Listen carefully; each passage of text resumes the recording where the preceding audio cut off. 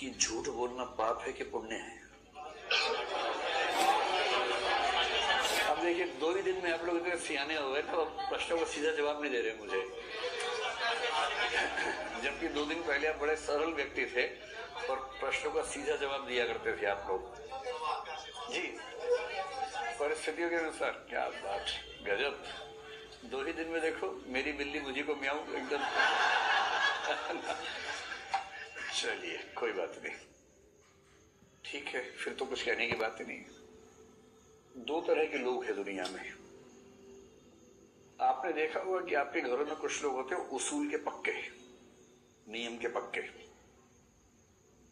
जैसे कुछ ऐसे होते हैं कि मंगल को व्रत रखना है तो रखना है, चाहे कुछ भी हो जाए।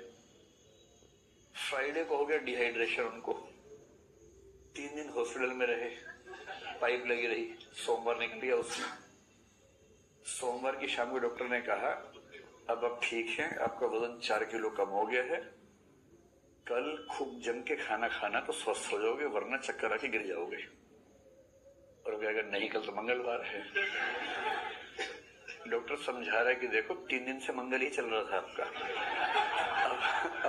अब अमंगलवार हो जाएगा अगर आपने फास्ट रखा तो, मंगल नहीं अमंगल हो जाएगा।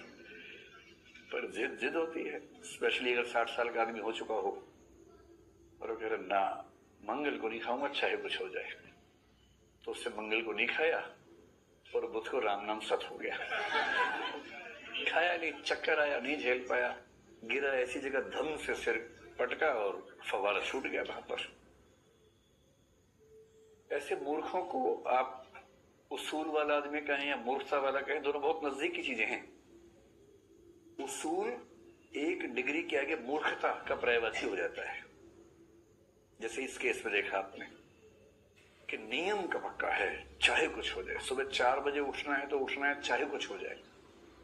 एक दिन शादी ब्याह से लौटे, 2:30 बज गए आते आते, 3 बजे सोए, पर नियम होता है, मुर्गे से पहले उठना है चाहे कुछ हो जाए। 4 बजे उठ गया, 6 बजे उठ ही गया, क्योंकि झटका लग गया, दिल नहीं झेल पाया, कुछ ऐसा हुआ, अंदर सिस्टम बिगड़ गया और मामला खत्म, क्योंकि टाइम पे सोता ही नहीं था।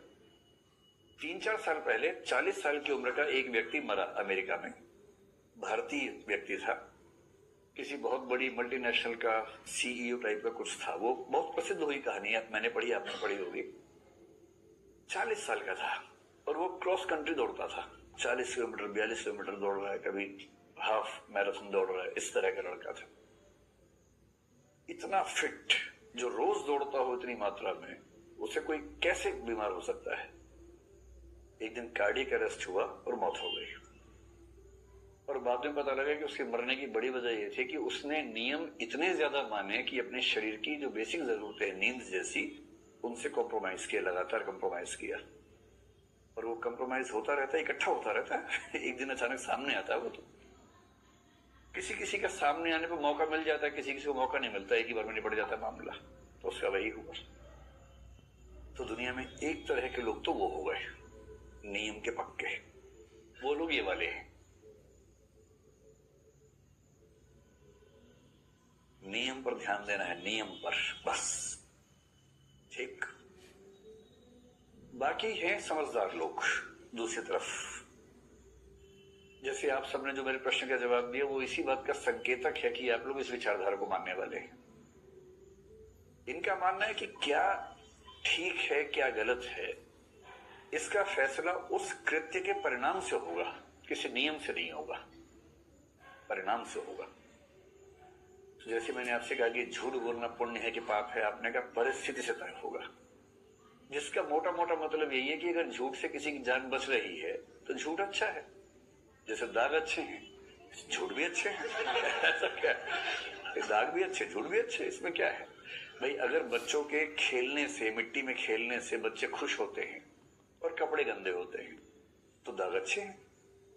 अगर आपके झूठ बोलने से किसी का खून थोड़ा सा बढ़ जाता है और समाज का नुकसान नहीं हो रहा, आपका एक दोस्त एंजाइटी डिप्रेशन का शिकार है क्योंकि उसकी पढ़ाई कमजोर चल रही है, आपने उसको झूठ मूठ कुछ कुछ बोल के खुश कर दिया, उसका टेम्परामेंट थोड़ा बेहतर कर दिया, झूठ बोला आपने।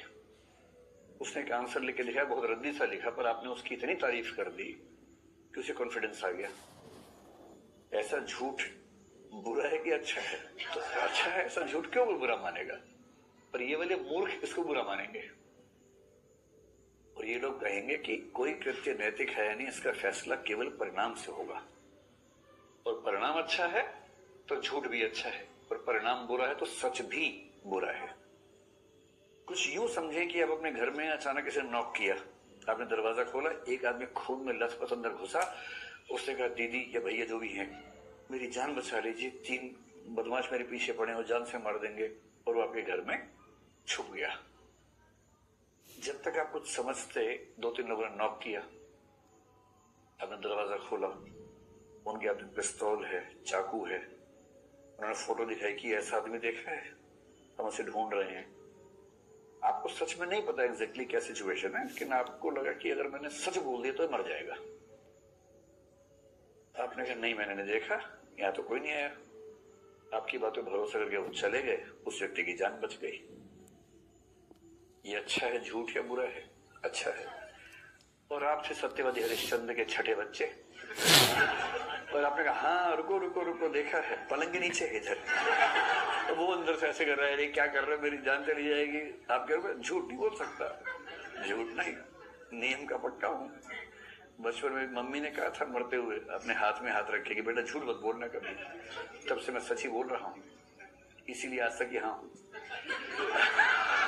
क्योंकि मैं केवल सच बोलता हूं। और उन्होंने कहा ऐसा सत्यवादी नहीं मिला। बहुत बढ़िया सर, 2 मिनट रुकिए, पहले इसको मार लेते हैं, हमें 2 को मारना था बेसिकली, एक तो ये है और आप भी है, 2 मिनट रुकिए, आपको मारते हैं उसके बाद। तो जो व्यक्ति कहे कि नियम ही सत्य है, परिणाम से कोई मतलब नहीं, वो है डीओंटोलॉजी वाला। ये शब्द बार बार आएंगे इसलिए बता रहा हूं आपको।